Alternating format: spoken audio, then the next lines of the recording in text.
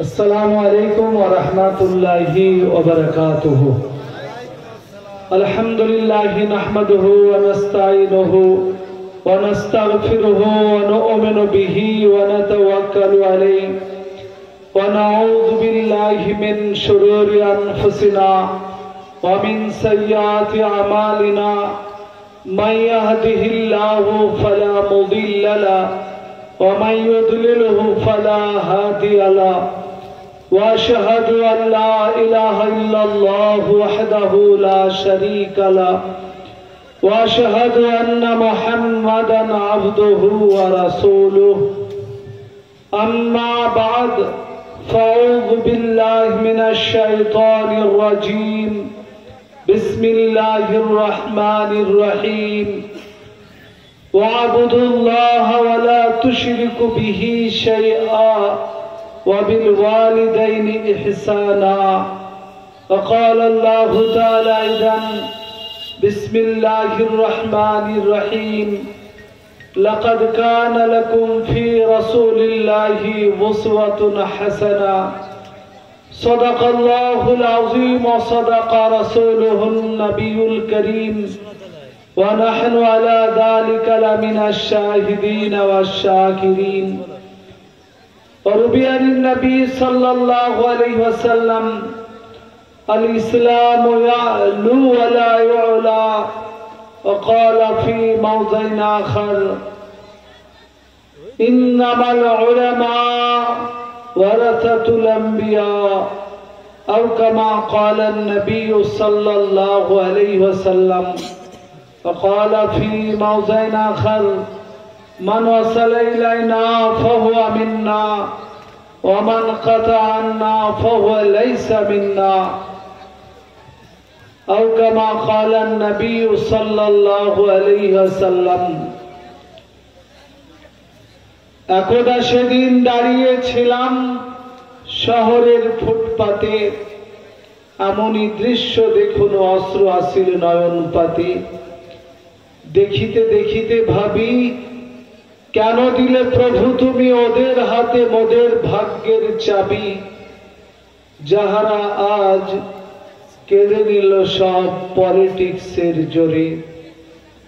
মহান স্রষ্টা আল্লাহ তাআলার শুকরিয়া, যার অশেষ করুণায় আমরা এই ধরনীতে সৃষ্টির সেরা মানব জাতি হিসাবে সৃষ্ট হয়ে আল্লাহ তাআলার একমাত্র মনোনীত ধর্ম ইসলামে দীক্ষিত হয়ে শ্রেষ্ঠ নবী শেষ নবী মুহাম্মদুর রাসূলুল্লাহ সাল্লাল্লাহু আলাইহি ওয়াসাল্লামের উম্মত হিসাবে আজকে আমরা আমাদের এই প্রিয় দেশ, আমাদের এই জন্মভূমি ভারতের অঙ্গরাজ্য পশ্চিমবঙ্গের নদিয়া জেলার অন্তর্গত পাথরাদাহা গ্রামে আমাদের আত্মজ পাড়া প্রতিবেশী যারা পরকালে পাড়ি দিয়েছেন বা যারা বেঁচে আছেন সকলের সার্বিক মঙ্গল কামনায় যে মাহফিলের আয়োজন করা হয়েছে তাতে আপনারা আমরা উপস্থিত হতে পেরেছি।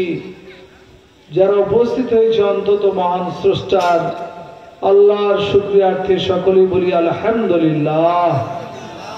এবং রাসূল আকরাম সাল্লাল্লাহু আলাইহি ওয়াসাল্লামের প্রতি বর্ষিত হোক দরুদ ও সালাম আন্তরিকভাবে পড়ি সাল্লাল্লাহু আলাইহি ওয়াসাল্লাম।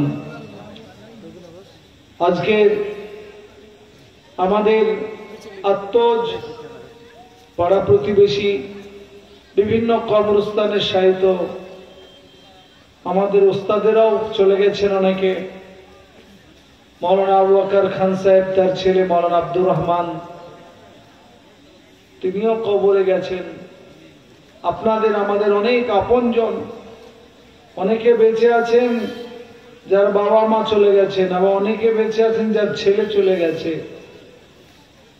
কিয়ামতের দিন প্রত্যেকের সঙ্গে পরিচিত যারা আমরা সব দেখা হবে।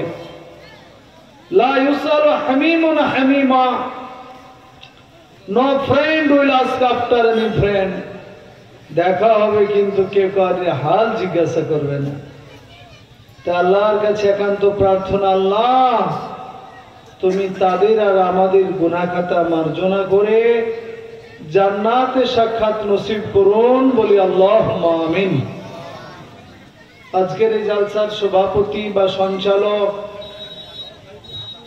আমাদের উলামায়ে কেরাম যারা মঞ্চে উপবিষ্ট আছেন, আর আপনারা আমাদের আপনজন, বয়োজ্যেষ্ঠ, সমবয়স্ক ও বয়কনিষ্ঠ যারা বয়সে ছোট, সকলকে নারী পুরুষ নির্বিশেষে সকলকে আন্তরিকভাবে শ্রদ্ধা সালাম জ্ঞাপন করছি। এবং যারা এ আয়োজন করেছেন, এসেছেন, বসেছেন, চাঁদা দিয়েছেন,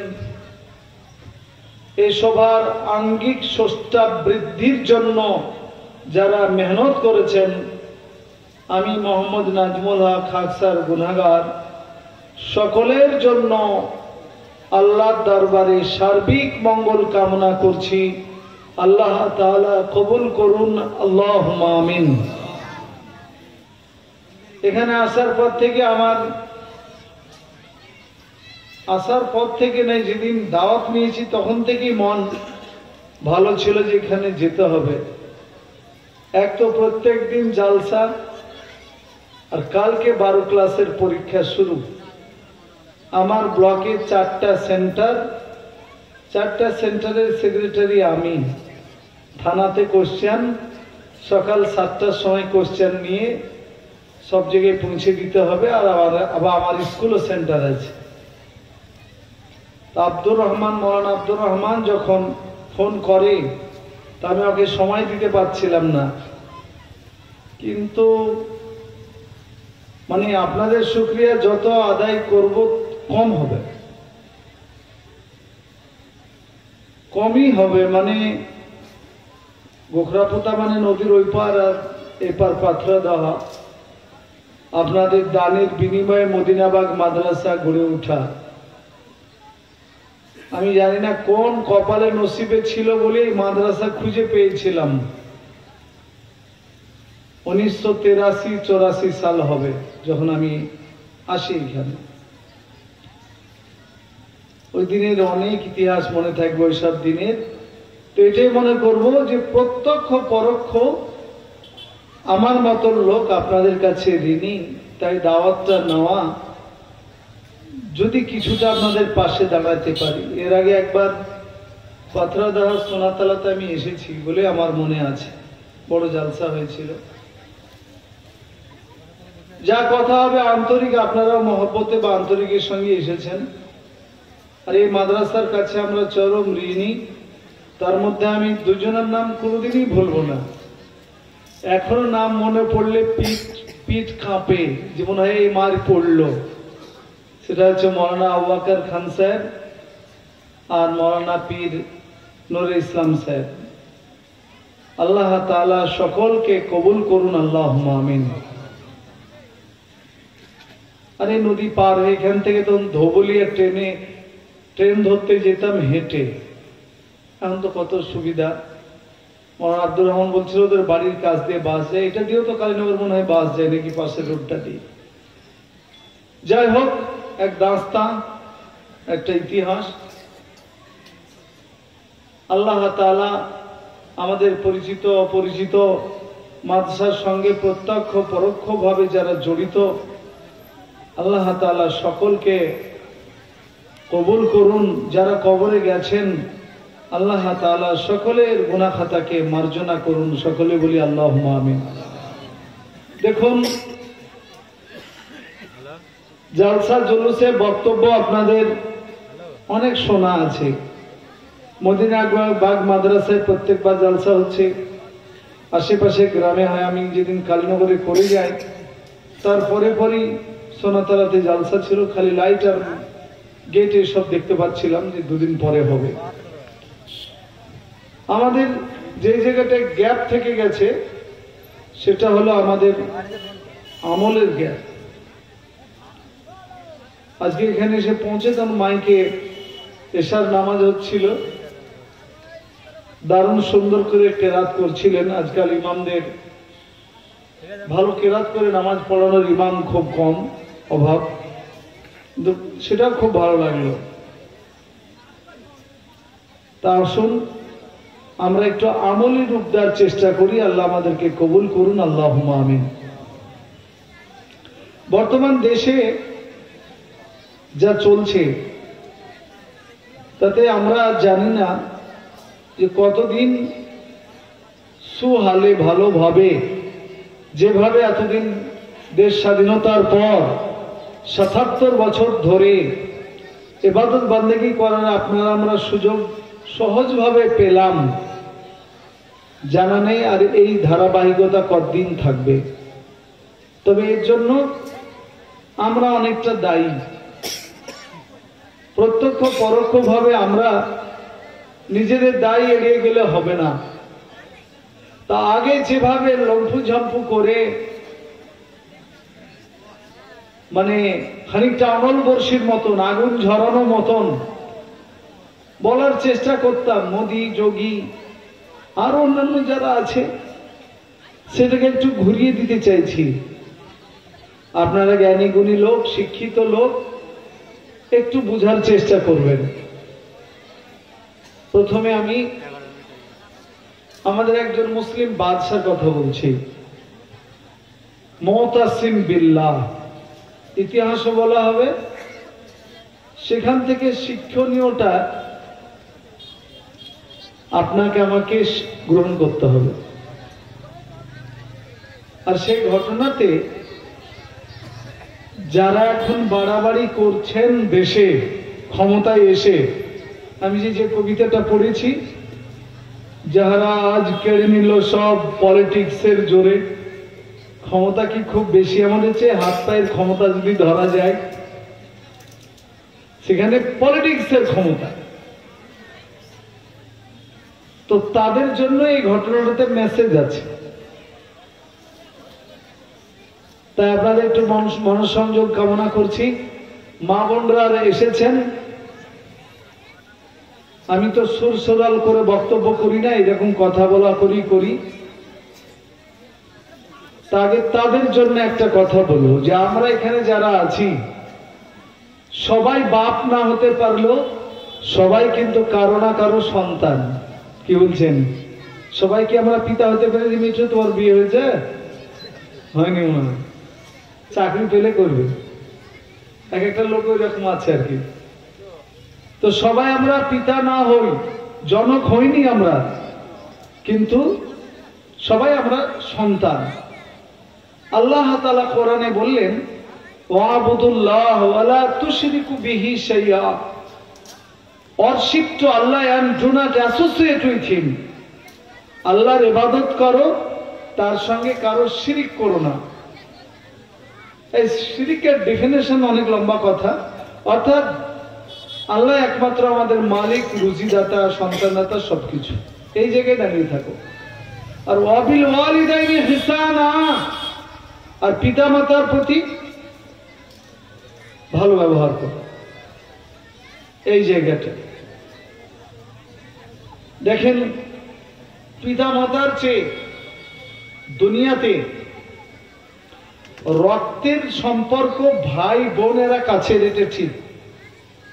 কারণ বাপ মার সাথে রক্তের সম্পর্ক একদিকে থাকে। বাপের রক্তের সাথে আমার রক্ত, মা যদি নিজের বংশের মেয়ে না হয় তো কোনো মিল থাকবে না। মানুষের চাস্তো বোন হয়, বিয়ে করে নেই, তো রক্তের কিছুটা হলেও ডিএনএ টেস্ট করলে পাওয়া যাবে। আর যদি অন্য বংশের হয় কোনো সম্পর্ক থাকবে না। কিন্তু আপন ভাই আপন বোন দুজনের রক্ত কিন্তু একবারে এক, মায়ের দিক দিয়েও বাপের দিক দিয়েও। তাই সম্মানের দিক দিয়ে বাপ মার চেয়ে কেউ কাছের নয়, বাপ মার চেয়ে কেউ কাছের হবে না।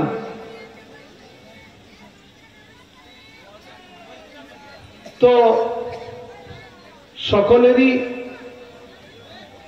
বাপ মা ছিলেন আর নইলে আছেন, মারা গেছেন না দুনিয়াতে আছেন, দুজনের পাশেই থাকা যাবে।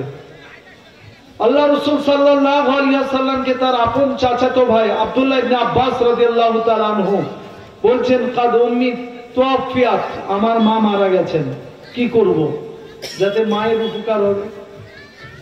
তা আল্লাহ রাসূল সাল্লাল্লাহু আলাইহি ওয়াসাল্লাম দুটো পথ বললেন, এক তুমি দোয়া করো, আর দ্বিতীয় দান করো। আমার বিশ্বাস এই সমাজ দুটোই কাজ করেন, দোয়াও করেন, দানও করেন। তবে এই যে ধরুন আজকে এই মজলিসে দোয়া করব, আপনাদের অনেক মনে হতে পারে যে এই মজলিসের দোয়াটাই সবচেয়ে মনে হয় মজবুত, কিন্তু আমি নাজমুল হক আপনাদের খেয়ে বলে যাচ্ছি এটা অত মজবুত নয়। কারণ এখানে জানি না এখন পশ্চিম কোন দিকে, আমার পেছন, তাহলে আপনারা পশ্চিম দিকে মুখ করে বসে আছেন আর আমি পূর্ব দিকে, এখানে যারা আছে তারা দক্ষিণে, কেউ উত্তরে। আর এই জায়গাটা মসজিদের মতনও নয়। আবার আমরা যখন দোয়া করব সকলের ওযু থাকবে বলে গ্যারান্টি আছে? ওযু থাকবে গ্যারান্টিও নয়, জরুরিও নয়। এবার আপনাদেরকে বলছি, বাপ মার জন্য দোয়াটা, আত্মীয় স্বজনের জন্য দোয়াটা সবচাইতে কোন জায়গায় মজবুত হবে? আমরা দেখেছি যে নামি দামি আব্বাজান মারা গেলেন, পাড়ার লোকেরা দেখলো ছেলে মেয়ে কৃষ্ণনগরে থাকে, প্রতিষ্ঠিত ফ্যামিলি, একদিন গ্রামে এসে 6টা গরু জবাই করে বড় খানা আর বড় মৌলবীদেরকে নিয়ে এসে দোয়া করে চলে গেল। বুড়ো মানুষগুলি মনে মনে ভাবলো যে এইরকম আমার ছেলেরা করলেও হতো। কিন্তু মাথায় রাখবেন ওই দোয়াটাও তত মজবুত নয় যতই খরচ করুক। এবার আপনার যে ছেলেটা আধ পাগলা, খরচ করতে পারলো না, গরু জবাই করতে পারলো না, বড় মৌলবীও ডাকতে পারলো না, সে কিন্তু ফজরের নামাজে যেতে পারলো। যে আল্লাহু আকবার তাকবীর তাহরিমা বেঁধে সানা পড়লো, আউযুবিল্লাহ বিসমিল্লাহ, রুকু তাসবিহ তাসদীদ সব করলো, দুরূদ শরীফ, তারপর দোয়া মাসুরা। এবার দোয়াটা মিলান, আল্লাহুম্মা গফিরলি ওয়া লিওয়ালিদাইয়া ওয়া লিমান তাওয়ালাদা। হে আল্লাহ, তুমি ক্ষমা করো আমার সন্তান সন্ততিকে এবং জনক জননীকে। বলুন, যে এবার দোয়া করছেন তিনি মসজিদে, তিনি মসজিদের দোয়া করার আগে অনেক কিছু পড়েছেন, ওযু করে আছেন, কাবার দিকে তার মুখ আছে, মাথাটা নত আছে। এইরকম সিচুয়েশন কি এখানে হবে কোনোদিন? কোন জালসায় হবে? হয় না। আর ওখানে 100% মন হাজির, কারণ অনেকক্ষণ অনেক কিছু জিকির আজকার করে তাসবিহ তাহলিল কেরাত করে মন নরম হয়েছে। আল্লাহর কাছে চাওয়ার পালা, আল্লাহুম্মা গফিরলি ওয়া লিওয়ালিদাইয়া ওয়া লিমান তাওয়ালাদা। আল্লাহ, তুমি আমাকে, আমার ছেলে মেয়ে, আমার বাপ মাকে ক্ষমা করো। ওয়ালিল মুমিনিনা ওয়াল মুমিনাত ওয়াল মুসলিমিনা ওয়াল মুসলিমাত। হে আল্লাহ, তুমি সারা পৃথিবীর মুমিন মুসলিম নর নারীকে ক্ষমা করো। বলে হায়াই মিনহুম আলা মাউত, তাদের মধ্যে যারা জীবিত এবং মৃত সকলকে তুমি ক্ষমা করো। ইন্নাকা মুজিবুদ দাওয়াত, তুমি প্রকৃত দোয়া কবুলকারী।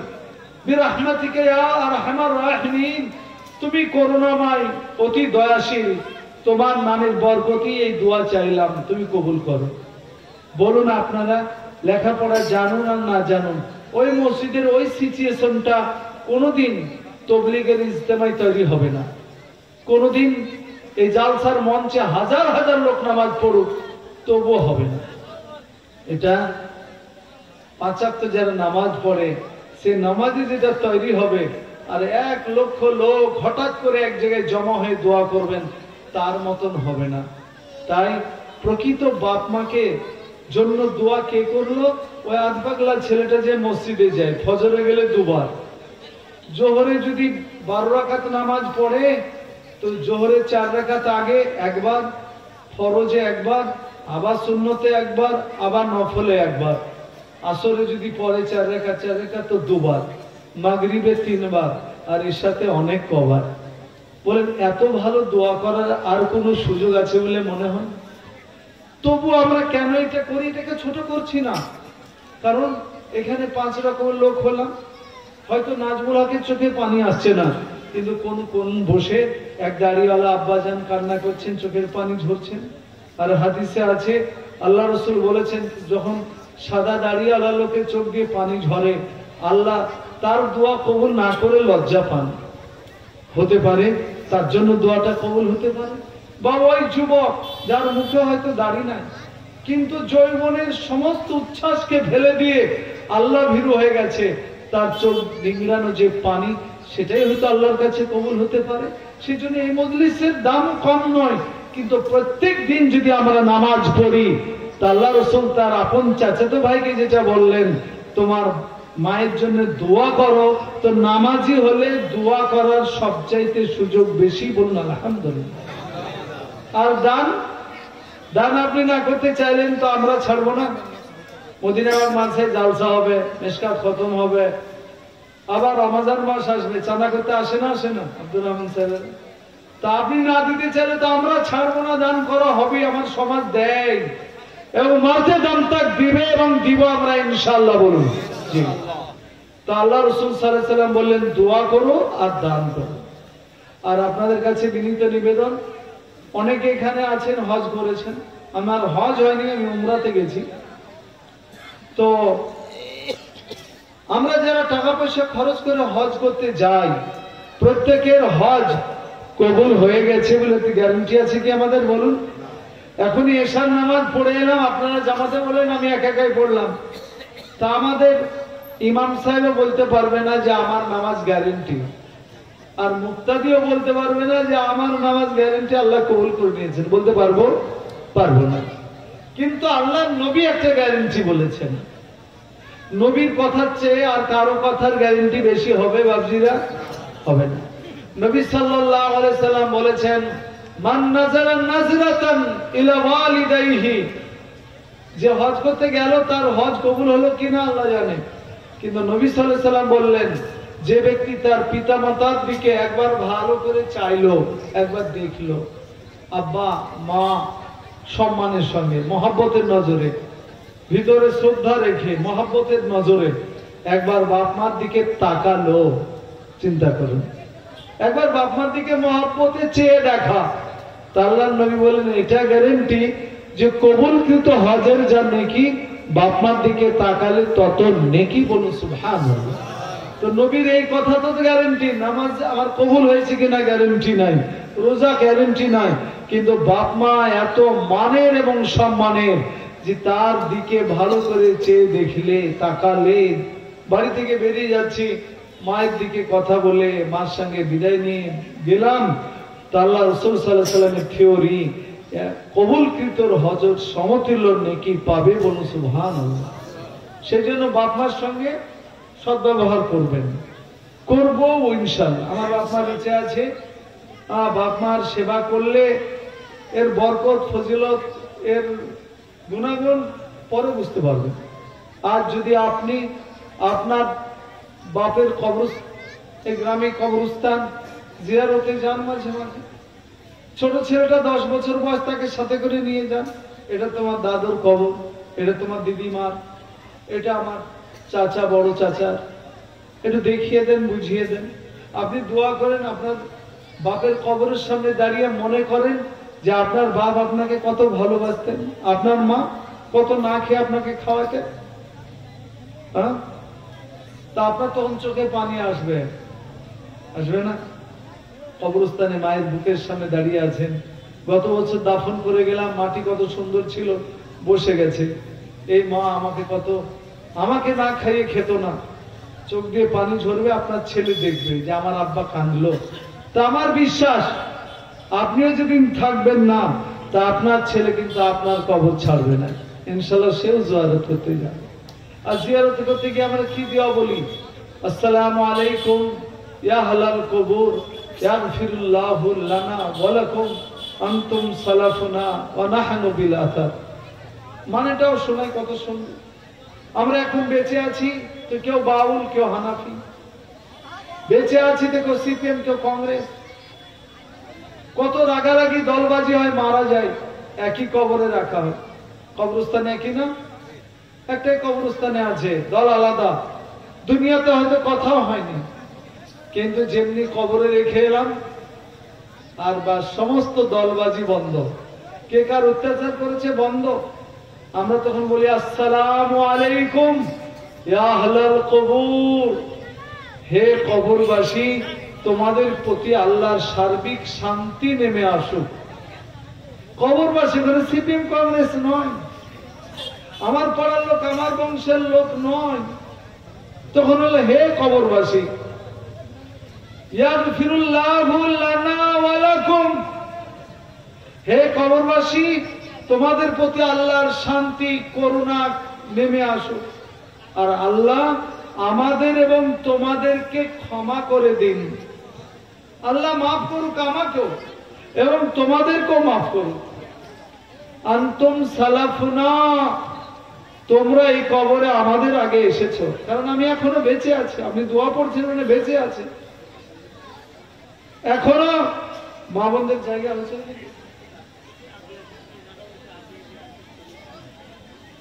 মা বোনেরা আপনার ওখানে খুব হয়েছেন, আপনাদের জন্যই কিছু কথা বলছি আমি নরম।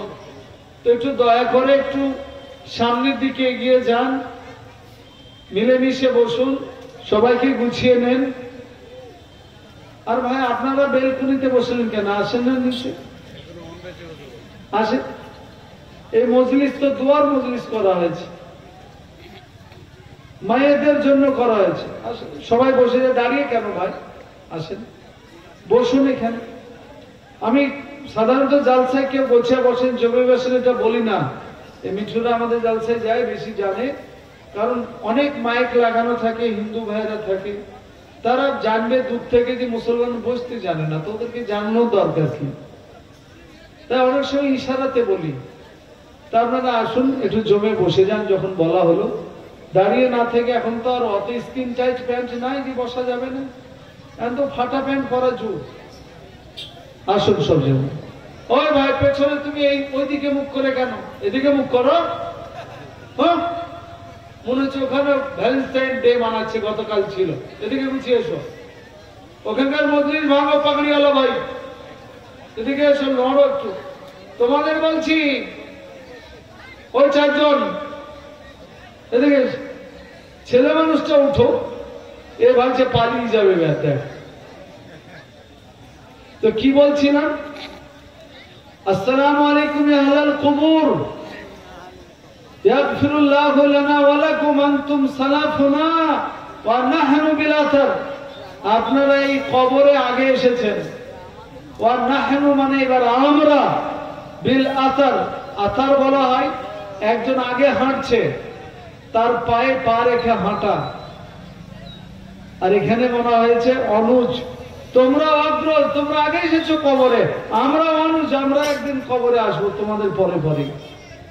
যে লোক কবরস্থানে গিয়ে বলে এলো আমরাও কবরে আসবো, সে লোক পাপ করতে ভয় করবে না? করবে না।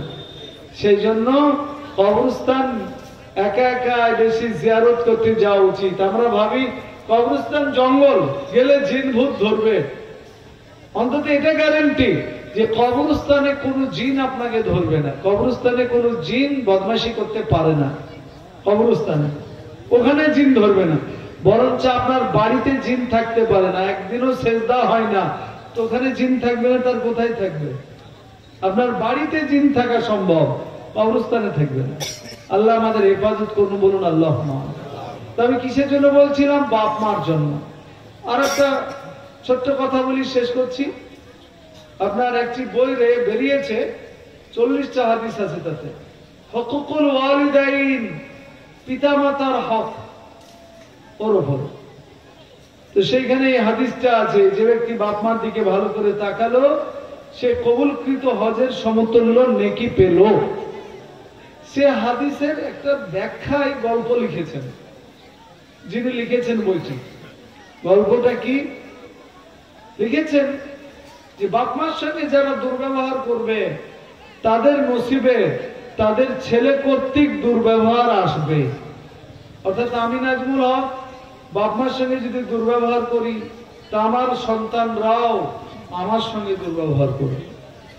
এই ঘটনা লিখতে গিয়ে লিখেছেন যে একটি লোক বয়স্ক, একবারে বৃদ্ধ হয়ে গেছে, কিন্তু জবান খুব তেজ। বেটা গাল দেয় তো ও গাল দেয়, বেটা তেড়ে যায় তো বাপও তেড়ে যায়। একদিন জোয়ান বেটা রাগান্বিত হয়ে বুড়ো বাপকে ঘাড়ে তুলেছে। যে তোকে চল জঙ্গলে ফেলে আসবে। অনেক দূর জঙ্গলের ভিতরে গিয়ে দেখছে একটা বিরাট বিরুন মানে কুয়া, ইনারা টাইপের গর্ত, গভীর। তো বেটা বাপকে নামিয়েছে, নামিয়ে বলছে দাঁড়া, তোকে এই গর্তে এমন ফেলবো জীবনে আর কেউ জানতেও পারবে না, মরে পড়ে থাকবি। যেমনি গর্তের কাছে নামিয়েছে তখন বুড়ো বাপ চিৎকার করে বলছে, এই শোন, আমাকে গর্তে ফেলবি, কিন্তু একটা কথা ভালো করে শুনেলে। বেটার মনে হলো যে বাপ এতদিন তো আমাকেও কর্কশ কথা বলেছে, তো এই বাপ কি না জানি এখন ভালো কথা বললি, শুনতে হবে তো, শুনিনি, ফেলবো তো বটে, যে তুমি যাই আমাকে বুঝাও, এখন আমি গর্তে ফেলবই তোমাকে। তো বাপ বলছেন যে শোনো, এই গর্তের পাশে এসে আমার দিল নরম হয়ে গেছে, আর পুরাতন কথা মনে পড়েছে, এই গর্তটা আমি চিনতে পারছি। ছেলে বলছি কি করে? সেখানে একটা শিক্ষণীয় ঘটনা ঘটেছে, তুই যদি মনে করিস শিখা তো শিখিস। তাহলে কি? বলে ব্যাপারটা হলে এই যে তুমি আমার ছেলে হয়ে আজকে গাল মন্দ করতে করতে ঘাড়ে তুলে আছাড় মেরে ফেলবে বলে এতদূর তুমি নিয়ে এসেছো। আমার এই গর্তটা দেখে মনে পড়ে গেল যে আমার বাপেরও ঘাট ধরে টেনে হেঁচড়ে এই গর্ত পর্যন্ত নিয়ে এসেছিলাম।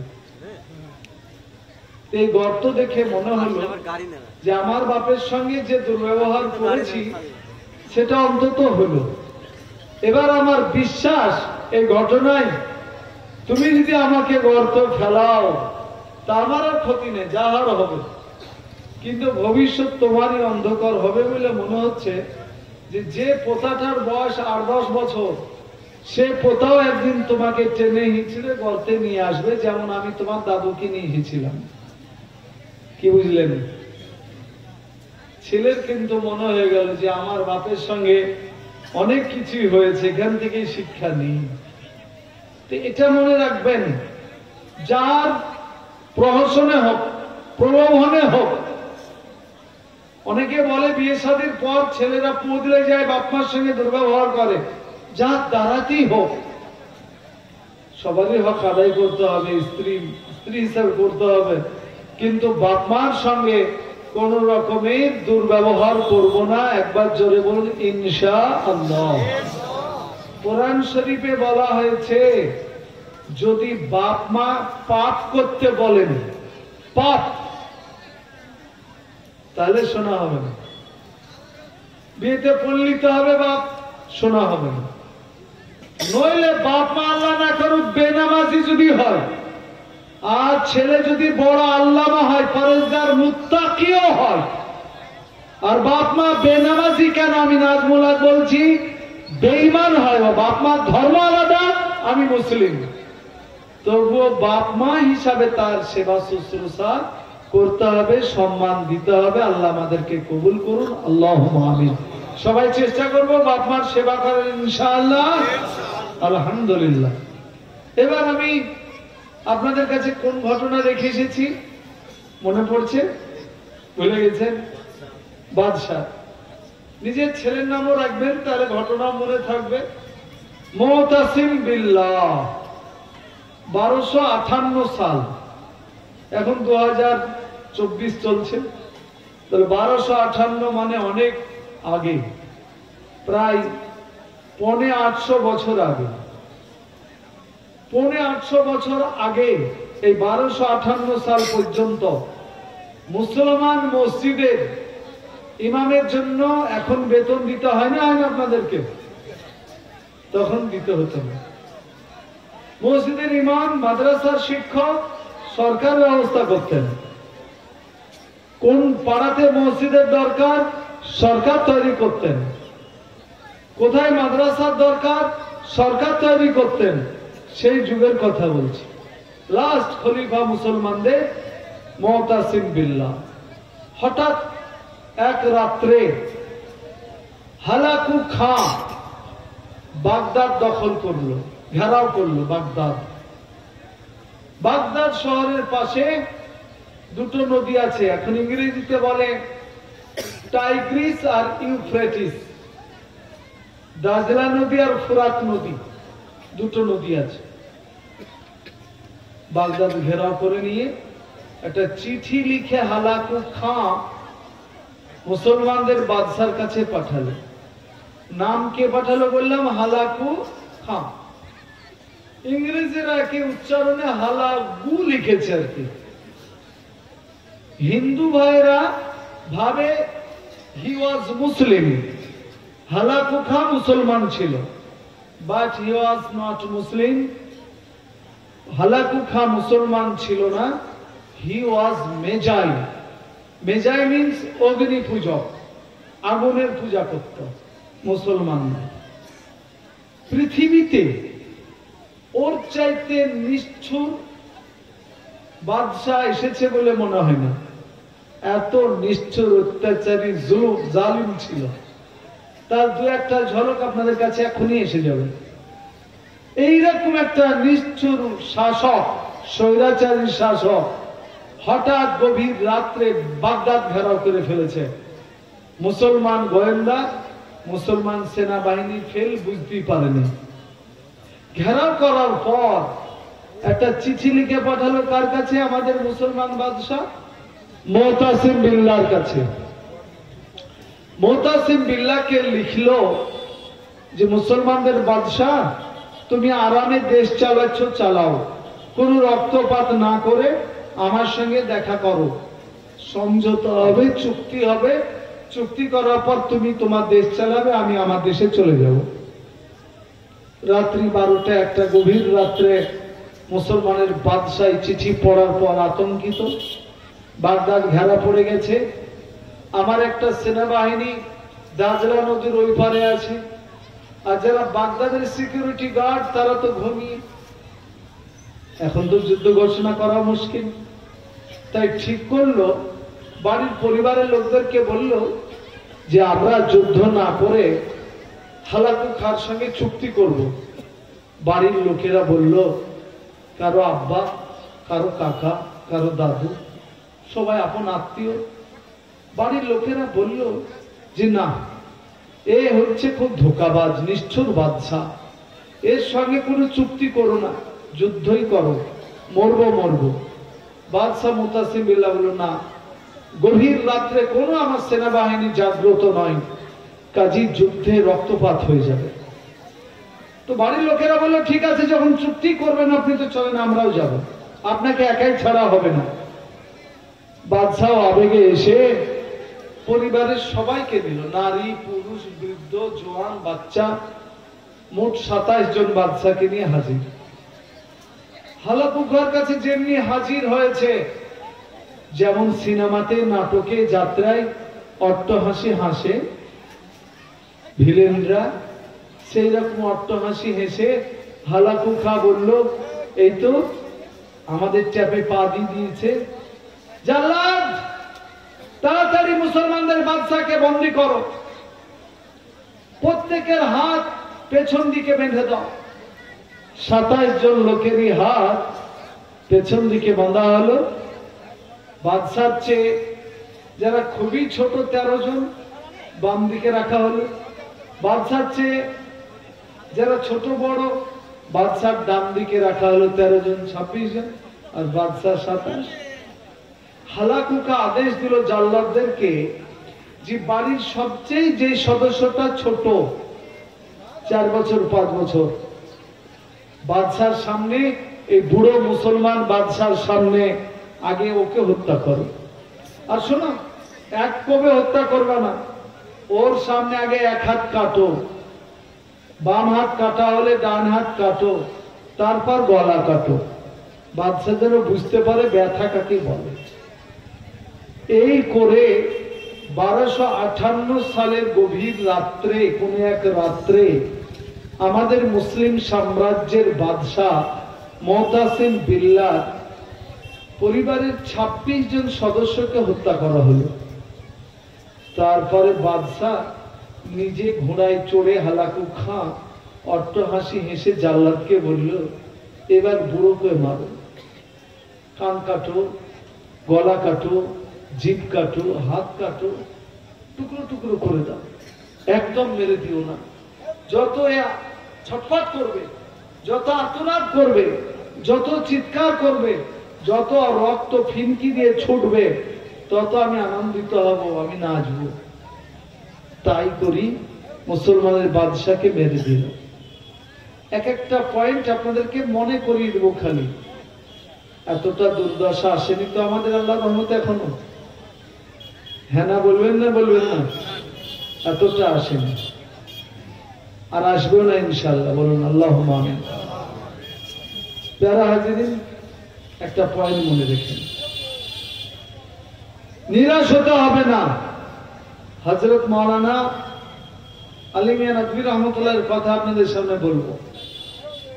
এবার হালাকু খায় 27 জনকে মেরে দিয়ে চলে গেলেই হতো, তা সেখানে ক্ষান্ত হলো না। এবার তার সেনাবাহিনীকে বলল, ভোর রাত্রে এরা মসজিদে আজান দেবে, আর আজান দিলেই লোক চেতন পাবে, কেউ দাঁতন করবে, কেউ উজু করে, কেউ উজু না করে, সব মসজিদ মুখী হবে। আর শহরে প্রচুর মসজিদ, তোমরা মসজিদের দরজায়, রাস্তার মোড়ে, গুলি কুচিতে দাঁড়িয়ে থাকবে তরবারি নিয়ে, যেমনি বের হবে, যেমনি মোড়ে এসে পৌঁছাবে, যেমনি মসজিদের গেটে পৌঁছাবে, আর হত্যা করবে। মুসলমান, আসসালাতু খায়রুম মিনান নওম, নিদ্রা অপেক্ষা নামাজ উত্তম। এই ধ্বনিতে যখন তাদের কান ধ্বনিত হলো, চেতন পেয়ে মসজিদমুখী হলো। কেউ বাড়িতে উজু করে, কেউ মসজিদে উজু করার নিয়াতে। যারা নামাজ পড়তে যাই, আজও আমরা পাত্রদাহার লোক, আমরা কি বম পিস্তল নিয়ে যাই? আমরা কি চাকু নিয়ে যাই না তীর তরবারি নিয়ে যাই? মসজিদে যাই যারা, তাদের মতন খালি হাতে আর কেউ যায় না। মাঠের জমি পাট কাটে গেলেও তো একটা বড় হাঁসুয়া থাকে, তাও নাই। এ তো নামাজ পড়তে যাবে ভোর রাত্রে, দাঁতন করতে করতে যাচ্ছে চল, কিন্তু যায় মারা পড়ে। ফিরে এসে তার বলতে পারে না যে কি ব্যাপার, রাস্তায় কে কাকে মারছে, তোমরা সতর্ক হয়ে যাও। আচানক মারা পড়ে, কেউ দেওয়ালের ওতে দাঁড়িয়ে আছে, কেউ হয়তো গাছের আড়ালে দাঁড়িয়ে আছে। ইতিহাসে বলা হয়েছে, খালি ফজর পড়তে যাওয়া নামাজি 1,40,000 নামাজিকে মেরে দিয়েছিল, খালি ফজরের নামাজ পড়তে যাওয়া। ভারতবর্ষে প্রায় 70,000 দাঙ্গা হয়েছে দেশ স্বাধীন হওয়ার পরে। আমার জানা মতে 70,000 দাঙ্গাতেও আল্লাহর রহমতে এখনো 1,000 লোক মরেনি। 1,000, কি বুঝলেন? হিসাব বলছে নাই, গোপন জানা নেই। কাজেই একটু মনে রাখবেন, 1,40,000 মারা হল। হালাকুখা সূর্য ওঠার পর এবার ঘোষণা করলো, শোনো, এরা তো নামাজ পড়তে আসছিল তাই মেরে দিয়েছে, এদের কিন্তু মেলার লোক আছে। আবার জোহরে আজান দিবে মসজিদে আজান। এবার তোমাদের কাজ হচ্ছে, যারা জোহরে আজান দেবে মিনারে চড়ে মুয়াজ্জিনদেরকে আগে পাথর মারবে, 1টা 2টো 4টা পাথর লাগবে, ছটফট করে মিনার থেকে মাটিতে লুটিয়ে পড়বে। আর যেমনি লুটিয়ে পড়বে, তো তোমরা প্রত্যেকটা মুয়াজ্জিনের, ইমামের জিভ টেনে কেটে দিবে, জিভ কাটবে। ভয়ে আর কোনোদিন বাগদাদের মাটিতে কেউ আজান দিবে না। তাই হলো, জোহরের সময় তার সেনাবাহিনী রেডি, কিন্তু কিছু লোক তো তারা আছেনি, চলো যাই মসজিদে আজান দিয়ে আসি, নামাজ পড়ে কি করবো, সব তো শেষ। নামাজ পড়তে গিয়ে যেমনি আজান দিলেন, আর মুয়াজ্জিনদেরকে মারা হলো, জিভ কাটা হলো, ইমামদেরকে হত্যা করা হলো। হাজার হাজার ইমাম মুয়াজ্জিন শহীদ হলেন। হালাকু খা তার সেনাবাহিনীকে বলল, শোনো, আজ থেকে আর কোনোদিন বাগদাদের মাটিতে আজান হবে না। আপনারা এবার ঠিক করুন, বাগদাদের মাটিতে আজান হয় না, হয় না, কি বলছেন? তখন যতগুলি মসজিদে আজান হতো, তার চাইতে কয়েক গুণ মসজিদে আজান হয়। জোরে বলুন সুবহানাল্লাহ। খালি চিন্তা নেই, এটা মারহালা, এক একটা পদক্ষেপ হবে। হয়েছে যুগে যত পরিমাণ তাদের পরীক্ষা হয়েছে, এখন আমরা তার কিছুই সম্মুখীন আসেনি। এখন তো কিছু টাকলু বাবুরা খালি চিল্লাচ্ছে আর কি, জানি না কতদূর করবে। এবার হালাকুখার মাথায় কি গজালো, ও তখন একজন ঘোষককে দিয়ে গোটা শহরে ঘোষণা দেওয়ালো, বাগদাদ শহরে মুসলমানদের যে এখনো বড় মৌলানা সাহেব আছেন, তার সঙ্গে আমাদের সম্রাট হালাকুখা কথা বলতে চাই, দেখা করবেন। সে এতগুলি আলেম মৌলবি যে জবাই করেছে, তার ডাকে আর সাড়া দিয়ে কোনো মৌলবি আসবে বলে মনে হয়? আসবেন, আমি তো আর আসবো। কিন্তু কোন মৌলবি তার ব্রেনে আসলো যে কি ব্যাপার, বাদশা যখন বলছে স্বৈরাচারী শাসক রক্ত পিপাসু বড় মৌলানার সঙ্গে কথা বলতে চায়, তো একজন ছেলে মানুষ মৌলানা, কেবল দাড়ি মুছ কেবল গজিয়েছে এরকম, একটা উঁচু উঠে চড়ে আর একটা মরুগ হাতে নিয়ে হাজির। সেনাবাহিনী বলছে, আরে বোধা তুমি কোথায় যাবে? বলে তোমাদের বাদশা বড় মৌলানার সঙ্গে কথা বলবে বলেছেন, তাই আমি এসেছি। এটাই বড় মৌলানা, বাদশা যখন ডেকেছে যেতে দিতে হবে। হালাকুখার সামনে যখন হাজির হয়েছেন আলিমে দ্বীন নওজোয়ান, তো যে তোমার কি ব্যাপার? তোরা এই যে ঘোষণা দিয়েছিলেন বড় মৌলানা সাহেবের সঙ্গে, তুমি বড় মৌলানা? তিনি উত্তর দিয়েছিলেন, যদি দৈহিক দিক দিয়ে বড় মৌলানা ধরেন, তাহলে আমার উটের মতন তো লম্বা কেউ হবে না, এর সঙ্গে কথা বলতে পারেন।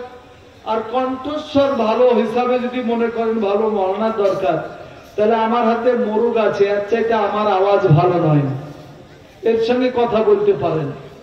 তা হালাকুখা বুঝলো যে এই মৌলবিটা ছেলে মানুষ হলেও বয়স কম হলে একটু পাকা বুদ্ধি আছে মনে হচ্ছে। উট আর মোরগ আমাকে ধরিয়ে দিয়েছে যখন, তার সঙ্গে কথা বলা যায়। হালাকুখা বললেন যে বললো যেটা, এবার আপনারা একটু মন দিয়ে, আমি প্রথমে দুটো কথা বলেছি। হালাকুখার নেতৃত্ব যত নিহিত হয়েছিল, শহীদ হয়েছিল, আমাদের অত দুর্দশা এখনো আসেনি, বলুন আলহামদুলিল্লাহ। আর বাগদাদের মাটিতে এত ইমাম মুয়াজ্জিনদের জিভ কেটে বাগদাদের আজান চিরতরের মতন বন্ধ করতে চেয়েছিল, আজও বন্ধ হয়নি, বলুন আলহামদুলিল্লাহ। ভারতের মাটিতে এখনো আমাদের আলেম ওলামাদের জিভ কাটা হয়নি, বলুন আলহামদুলিল্লাহ। এটা মনে করে নিন, সবটা না খুলে বলে। হালাকুখা বললো এবার কি, ওই নওজোয়ান ছেলে মানুষ আলেমে দ্বীনকে যে বলো, তোমাদের কোরআনে আছে তোমরা ছোট দল হলেও জিতবে। কাম মিন ফিয়াতিন কলিলাতিন, অনেক ছোট ছোট দল বড় বড় দলকে পরাজিত করেছে বিইজনিল্লাহ, আল্লাহর হুকুমে, তোমাদের কোরআনে আছে। আর আমার জানা মতে, আমি হালাকুখা বলছি, পৃথিবীতে যত সেনাবাহিনী আছে, বাগদাদের মতন উন্নত এবং সংখ্যায় সেনাবাহিনী বড় কারো নেই। তোমাদের সেনাবাহিনী এক নম্বর। যুদ্ধ করার জন্য তদানীন্তনের যে অস্ত্র, তরবারি এবং তীর, আজব বাগদাদের কামারশালাতে যত ভালো তরবারি তৈরি হয় পৃথিবীতে কোথাও হয় না। আর তোমাদের মতন উন্নত দ্রুতগামী ঘোড়া পৃথিবীতে কোনো সেনাবাহিনীর কাছে নেই। এখন যুদ্ধ করতে গেলে কার ভালো ট্যাঙ্ক আছে, কার ভালো বিমান আছে, জলজাহাজ আছে, তখনকার দিনে কার ঘোড়া ভালো আছে, কার তরবারি কত বেশি পাতলা এবং ধারালো, কার তীর ভালো নিপুণ চালাতে পারে, এরাই হয়তো ভালো সমরাস্ত্রের সমরবীর বিশেষজ্ঞ। তা আমার জানা মতে তোমাদের সবচেয়ে উন্নত। আর এটাও শোনো, যুদ্ধ পরিচালনা করতে যত খরচ হয়, অর্থের দরকার হয়, বাগদাদের বাদশার মতন কারো কাছে স্বর্ণ মুদ্রা এত নেই যত বাগদাদে আছে। তাহলে বলো, তুমি আলেমে দ্বীন হিসাবে, মুসলমানদের বড় মৌলানা হিসাবে, যুদ্ধ করার জন্য তোমাদের সেনাবাহিনী ছিল, তোমাদের অস্ত্র ছিল, উন্নত ঘোড়া ছিল, টাকা পয়সা ছিল, তা সত্ত্বেও তোমরা কেন যুদ্ধে হেরে গেলে বলো? তোমরা হারলে কেন? ঠিক জিজ্ঞাসা করেছে না করেনি? সবই তো আমাদের বেশি, তাও হারলাম কেন? ওই মৌলানা সাহেব উত্তর দিয়েছিলেন হারা। সে উত্তরটা ভারতবর্ষের দিল্লি থেকে কলকাতার দূরত্ব প্রায় ১,৫০০ কিলোমিটার, আর কলকাতা থেকে এটাও ১৩০-৪০ কিলোমিটার হবে। তাহলে আমরা এত দূরে বাস করছি, বাগদাদ থেকে ৫,০০০ কিলোমিটার দূরে। এইখানে বসে আপনারা এখন শিক্ষা দীক্ষা, পেপার পত্রিকা, খবরাখবর, সোশ্যাল মিডিয়া আপনারা অ্যাক্টিভ, অনেক ভালো জেনে গেছেন।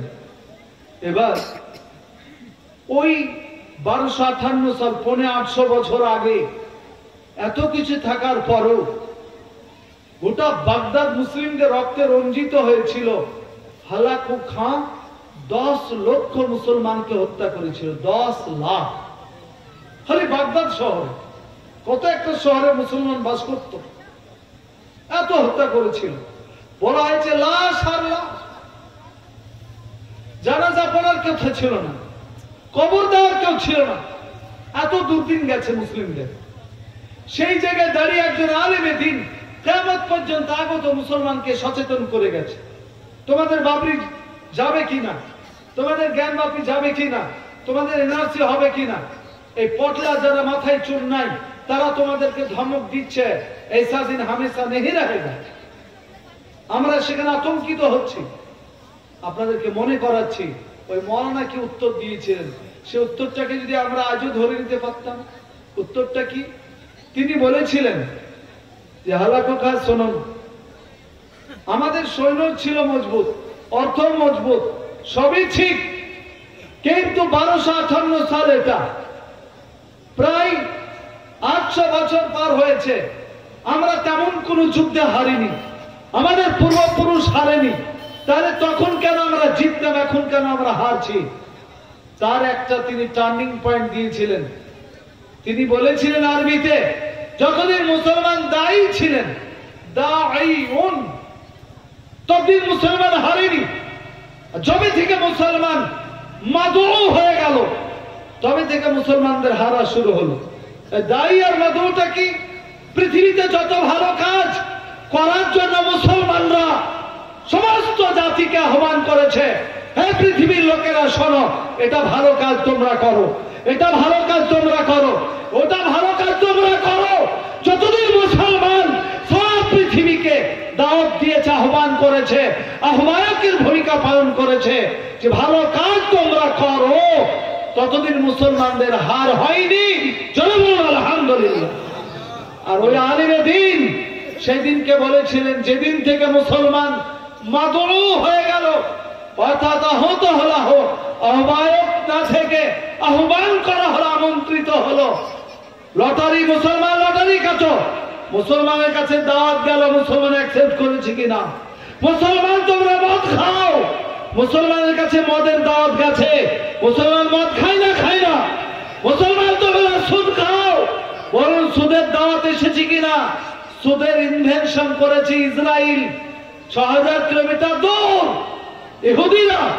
আজ সেই সুদ বলুন গোখরা পুতার পাথর দাওয়াতে পৌঁছে না, পৌঁছাই নাই। বলুন আইপিএল জুয়া পৌঁছাইছে না, পৌঁছাই নাই।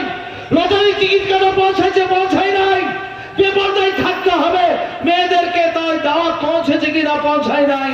সব পৌঁছেছে।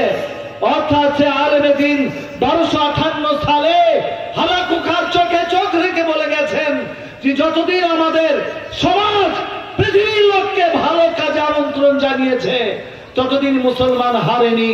আর যেদিন থেকে মুসলমান খারাপ কাজের আমন্ত্রণ পেয়ে সাড়া দিয়েছে, সেই দিন থেকে মুসলমানদের বিপর্যয় শুরু হয়েছে। সেই বাগদাদের পতন থেকে শুরু হয়েছে। তিল নাও টুডে আজ পর্যন্ত আমরাও শুধরাইনি, আর আমাদেরও বিপর্যয় থেমে যায় নাই। তাই আজকে কবরস্থানের সভাকে কেন্দ্র করে আপনাদেরকে দাওয়াত দিতে চাই, আসুন আমরা একটু সংশোধন করে নিই। আল্লাহ আমাদেরকে তৌফিক দান করুন, সকলে বলি আল্লাহুম্মা আমিন। চেষ্টা করবো তো নাকি? ইনশাআল্লাহ চেষ্টা করুন। দেখেন ছোট্ট করে কথা বলিনি, হালাকুল কাকে আমি শেষ করিনি, দুটো পয়েন্ট, তিন নম্বর বললাম, একটা বাকি আছে, ওটা আরো ইন্টারেস্টিং। কারা এত আওয়াজ করছেন ভাই চুপে যান। প্যারা হাজির বুজুর্গ দোস্ত রাজিজ, কি বলতে চাইছিলাম যে আমরা খারাপ কাজের দাওয়াত পেয়ে গেছি। এখন দেশে নানা সমস্যা, সমস্যাটার মধ্যেখানে একটু বলি। আসলে যারা আগে নিড়াত, শরীরটা জিরানোর জন্য বিড়ি টানত, শক্তি একটু বাড়াতো। প্যারা হাজির বুজুর্গ দোস্ত রাজিজ, মনে করুন দেশ যখন স্বাধীন হলো, প্রথম প্রধানমন্ত্রীকে মিস্টার জওহরলাল নেহরু, হিন্দু না মুসলিম? যে সমস্ত মহিলারা রয়েছেন তারা একটু চুপ করুন, আপনাদের আওয়াজ ডিস্টার্ব হচ্ছে, আপনারা অনুরোধ করছি আপনারা একটু চুপ করুন, চুপে চুপে আপনারা মনোযোগ সহকারে বসুন। সাইডে যারা পিছনে যারা আছেন তেনারাও চুপ করুন। প্রথম রাষ্ট্রপতি অমুসলিম, সুপ্রিম কোর্টের প্রধান বিচারপতি অমুসলিম, এবং আমাদের দেশের 1947 সালের পরে আগস্ট দেশ স্বাধীন হল। 1949 সালের 26শে নভেম্বর পর্যন্ত সংবিধান লেখা হলো। এই সংবিধান লেখার প্রেসিডেন্ট যিনি ছিলেন, সভাপতি, তিনি আদিবাসী দলিত, তিনিও অমুসলিম। তাহলে সংবিধান যারা লিখলেন অনেক মুসলমান ছিলেন, কিন্তু প্রেসিডেন্ট অমুসলিম, বি আর আম্বেদকর, প্রধানমন্ত্রী পন্ডিত জওহরলাল নেহরু, রাষ্ট্রপতি অমুসলিম, প্রধান বিচারপতি অমুসলিম। এতগুলি মুসলমান হওয়ার পরে মুসলমান শুকরিয়া আদায় করতে হবে। কোরআন শরীফে 6666টি আয়াত বলা হয়, আমার বলা নাই, তবে 6633 নিচে হবে না, তার উপরে হবে। আর হাদিস, কোটি কোটি হাদিস আছে, বুখারী, মুসলিম, আবু দাউদ, তিরমিজি, নাসাই, ইবনে মাজাহ সহ আরো অগণিত হাদিস আছে। কিন্তু বিধান কোরআনের মাত্র 500টা আয়াতে বিধান আছে, আর 5000 হাদিসে বিধান আছে। আমাদের সম্মানীয় যারা সংবিধান রচয়িতা, তারা লিখে দিলেন, সুযোগ দিলেন, রাষ্ট্রপতি সুযোগ দিলেন, প্রাইম মিনিস্টার পন্ডিত জওহরলাল নেহরু সুযোগ দিলেন। ওগো ভারতবর্ষের মুসলমানেরা, দেশ ভাগ হয়ে গেল, ওইদিকে পাকিস্তানে মুসলমান চলে গেছে, তোমরা যাও নাই। কিন্তু চিন্তা করো না, হিন্দুর ভিত্তিতে, হিন্দু ধর্মের বিধান অনুসারে, মুসলমান তোমার বিধান অনুসারে ফৌজদারি আইন হবে না, বাকি কোরআনের হাদিসের সমস্ত আইন তোমরা মেনে চলো, কোনো অসুবিধা নাই। ফৌজদারি বিধান কি? চোর চুরি করলে হাত কাটতে হবে, ব্যভিচার করলে 100 কোড়া মারতে হবে, এই যে শারীরিক যে শাস্তি, এটাই ফৌজদারি। এই বিধান তোমাদের কোরআনের মেনা হলো না, 3টি আয়াত, বাকি তোমাদের সব কোরআনের আয়াত মেনে নেওয়া হলো। সংবিধানে এই সুযোগ দেওয়া হলো, subject to public order, morality and health, and to the other provision of this part, all persons are equally entitled to freedom of conscience, shall have the right to practice and propagate religion. Article 25 সংবিধানের 25 নম্বর ধারা অনুসারে প্রত্যেকটা নাগরিক তারা তাদের মতন করে ধর্মকর্ম করবে, কেউ কারো বাধা দিতে পারবে না, বলুন সুবহানাল্লাহ। আপনাদেরকে বলতে চাইছি, রাষ্ট্রপতি হিন্দু, প্রধানমন্ত্রী হিন্দু, প্রধান বিচারপতি হিন্দু, সংবিধান লিখলেন প্রেসিডেন্ট হিন্দু, হিন্দু হয়ে তারা এই সুযোগটা দিলেন। আমরা এই সুযোগের সদ্ব্যবহার করলাম কি 75 বছরে? আমরা সংবিধান মেনে চলেছি। আমাদের সুযোগ ছিল বোরকা পরার, মেয়েরা আমাদের বোরকা পরে, গ্রামে সবাই পরে না। সুযোগ ছিল দাড়ি রাখার, সবাই দাড়ি রাখে। সুযোগ ছিল নামাজ পড়ার, সবাই নামাজ পড়ে। সুযোগ ছিল কোরআন পড়ার, সবাই কোরআন পড়ে। সুযোগ ছিল বাবা-মার সেবা করার, প্রতিবেশীর হক আদায় করার, ছোটদের স্নেহ করার, বড়দের স্নেহ শ্রদ্ধা করার, শিক্ষিত দীক্ষিত হওয়ার। আমরা আমাদের অধিকার নিইনি। অ্যাকর্ডিং টু কোরআন হাদিস আমাদের দেশের সংবিধান কিন্তু তার স্বীকৃতি দিয়েছে, আমরা সুযোগে কাজ লাগাইনি। যার জন্য এখন মোদিজিরা নাম নিলি না নেওয়াই ভালো, তারা বলছেন কিছু বদলে দিব, তোমরা মানো না, যখন মানুই না। এখন ইউসিসি এসেছে কোন রাজ্যে? UCC pass. UCC means uniform civil code. ভারতে 140 কোটি নাগরিক, রাষ্ট্রপতি একটাই, সংবিধান একটাই, আলাদা আলাদা নিয়ম হবে তা হবে না। মুসলমানরা বিয়ে করবে তু মুঝে কবুল নাই তুঝে কবুল, কেউ বিয়ে করবে তো 7 পাক দিয়ে ঘুরবে। আমাদের এলাকায় চাই মন্ডল আছে, তারা বিয়ে করলে বরযাত্রী যায়, বর গিয়ে একটা চালা ঘরে উঠে বসে থাকে, কোনে শাড়ি আঁচল পেতে দেয়, কি কি পরে দিয়ে নামায়। এত ঢং থাকবে কেন? এক রকমের আইন থাকবে। আচ্ছা, এক রকমের আইন থাকলে আমাদের আইনটা থাকবে বলে মনে হয় আপনাদের? থাকবে না।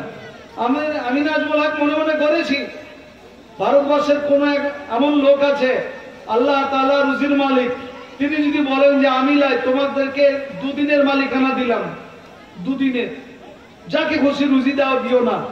তো এরকম তো লোক আছে ভারতে, গোটা মুসলমানদের রুজি বন্ধ করে তো 2 দিন জানেন শুকিয়ে মরে যায়, ওই জন্য দেননি।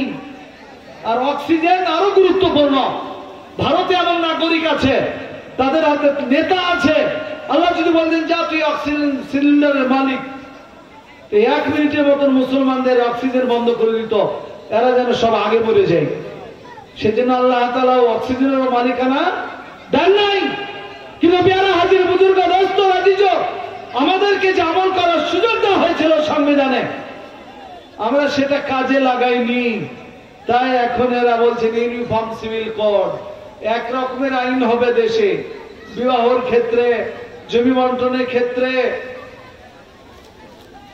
ছাড়ার ক্ষেত্রে। তো নিশ্চয় যে আইনটা হবে এক রকমের, সেটা আর যাই হোক কোরআন হাদিসের মতে হবে না। তাহলে এবার কাকে দোষ দিবেন? এতদিন তো নিজে করলেন না, কোরআন হাদিসে বিয়ে করেছেন। হ্যাঁ, একটা বিয়ে দিব তো একবারে গোটা গ্রাম সুদ্ধে জুড়ে খানা দিয়ে একবারে ছেলে মেয়ে বসে একসাথে খাবে, ছবি তুলবে, সেলফি তুলবে, এক হলদি মাখাবে, চাপা ধরবে। এক বিহা দাও নেকির কাজ, কিন্তু গুনাহ ফিরি।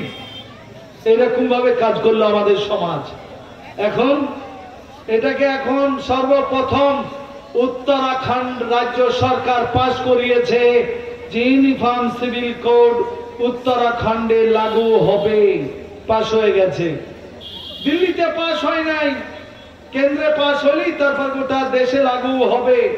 যদি আমাদের মমতা ব্যানার্জি বলেছেন যে আমাদের রাজ্যে ইউনিফর্ম সিভিল কোড প্রয়োগ করতে দেব না, কিন্তু একলাই বিধি ছেলে কদ্দূর যাবে? কখনো ইডি, কখনো সিডি, কখনো সিবিআই এসে সব জটলা বানছে। আপনাদের কাছে বিনীত নিবেদন এটাই, তা আসুন, এখনো সুযোগ আছে।